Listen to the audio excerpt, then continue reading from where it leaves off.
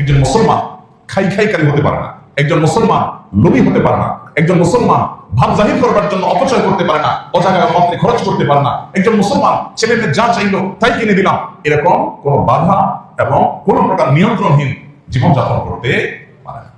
আমাদের ব্যক্তিগত জীবনে এই ব্যয়ের নীতিমালা মেনটেন করা খুব বেশি গুরুত্বপূর্ণ।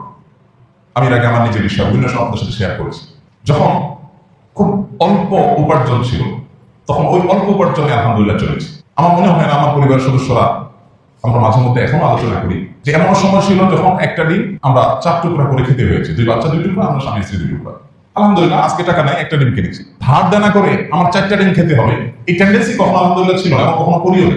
আমি মনে করে সেই সময়ের কথা আমি মনে করে কয়েক বছর কাটিয়েছি। কোন দোকানদার বলতে পারবে না যে একটু ভোগের জন্য কোনোদিন দোকান থেকে কখনো 10 টাকা বাকি দিয়েছে, নাই খামো আলহামদুলিল্লাহ। এবং এটার জন্য কোনো দুঃখ নেই, না যে এটার কোনো দুঃখ নেই, বরং ওই যে 6 তলার পর রড বের করে রেখেছে যে দেখে আমার মায়া হয়, করুণা হয়, আহারে বেচারা অভাব, আল্লাহ আমার মধ্যে অভাব রাখেন। এই জন্য ভাই অপচয় অপব্যয় বন্ধ করবো আমরা ইনশাআল্লাহ।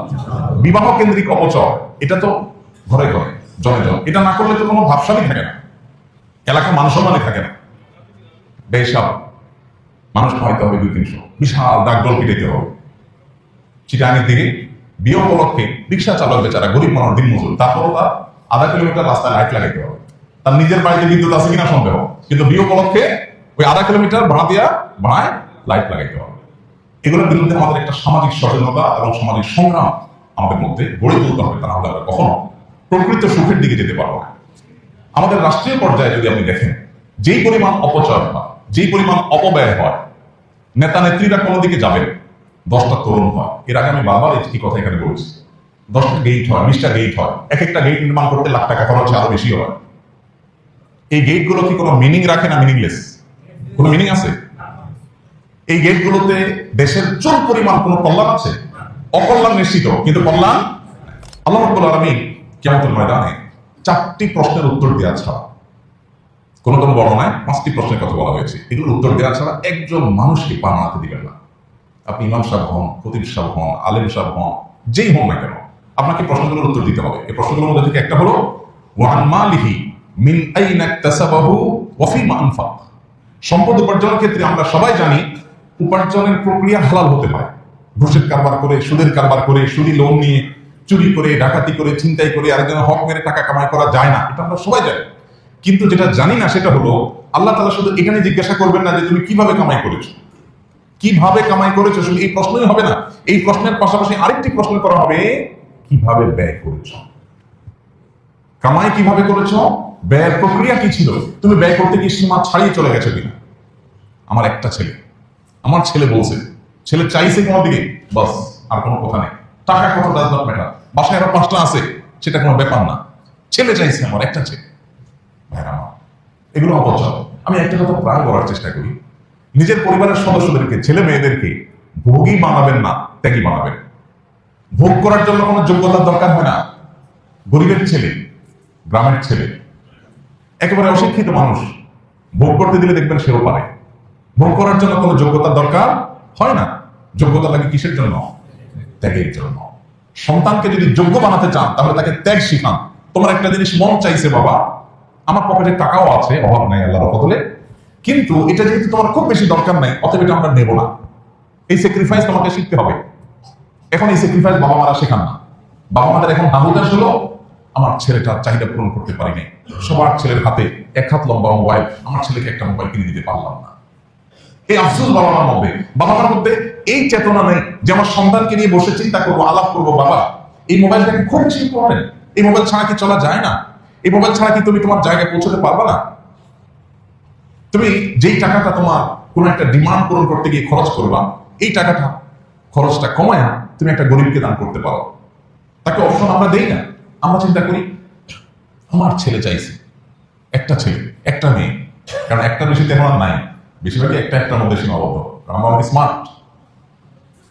তো ছেলে মেয়েদের চাহিদা পূরণ করতে গিয়ে, পরিবারের সদস্যদের চাহিদা পূরণ করতে গিয়ে, নিজেদের যে দুনিয়াবি ডিমান্ড আছে এটাকে পূরণ করতে গিয়ে আমরা পাগল করা হয়ে যায়। আমাদের কোনো হুঁশ থাকে না, কত খরচ করছে, কত ব্যয় হচ্ছে, আমাদের কাছে কোনো গুরুত্বপূর্ণ বিষয় হয় না। আল্লাহ তাআলা আমাদেরকে হেদায়েত দান করুন। সম্পদ হলেই ভোগ করতে হবে, ভোগবাদী হইতে হবে, অপচয়কারী হইতে হবে, টাকা পয়সা উড়াইতে হবে, এটা ছোট লোকের চিন্তা, এটা কখনো বড় লোকের চিন্তা না। তাহলে বড় লোকের চিন্তা কি? বড় লোকের চিন্তা হলো আল্লাহ আমাকে অর্ডার দিয়েছে, তারপর আমি সাদা মাথা চললাম, আমার অর্ডার দিয়ে মানুষের উপকার করলাম, মানুষের সেবা করলাম। অনেকে আছে সামান্য একটু শখ পূরণ করতে গিয়ে লাখ টাকা উড়িয়ে দিচ্ছেন, সামান্য শখ, যে শখটা আসলে খুব বেশি গুরুত্বপূর্ণ কিছু না, সেটার জন্য তিনি লাখ টাকা উড়িয়ে দিচ্ছেন। অথচ এই লক্ষ টাকা অনেক অসহায় পরিবার যারা বৃষ্টিতে তাদের ঘরে কুড়ের ঘরে পানি পড়ে জবজব করে শীত নিবারণ করতে পারে না, 1 লক্ষ টাকা দিলে তারা মাথা গোজাবার জন্য একটা ছোট টিনের ঘর করতে পারে।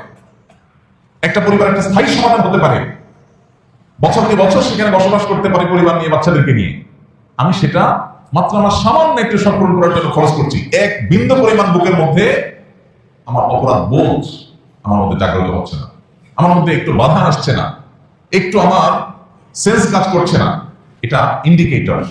কিসের ইন্ডিকেটর? যে আমি আসলে ফাঁসে আছি, আমি আখিরাত মুখী না, আমি আল্লাহ মুখী না। গোটা পৃথিবীতে ভোগবাদের জয় জয়কার। ভোগবাদকে এমন ভাবে প্রতিষ্ঠা করা হয়েছে যে লাইফ যত এক্সপেন্সিভ হবে তত উন্নত দেশ। গোটা পৃথিবীতে তাকান, যেদিকে তাকাবেন, যেই দেশে যাবেন, যেই দেশে লাইফ যত বেশি এক্সপেন্সিভ, যেখানে জীবন ধারণ করতে 1 গাদা টাকা লাগে, সে দেশ তত উন্নত। এটা হলো আমাদের কাছে উন্নত হওয়ার ডেফিনিশন। স্বামীর একার উপার্জনে চলতে পারে না, স্ত্রীকেও কামাই করতে হয়, সেটা উন্নত। এই যে উন্নতির যে ডেফিনেশনটা আমাদের ব্রেইনে সেটেল হয়ে আছে, এস্টাবলিশড হয়ে আছে, আমাদের সমাজে প্রতিষ্ঠিত হয়ে আছে, এই জায়গাটাকে আমাদের একটু ভাবতে হবে। আসলে কি এটা উন্নতি?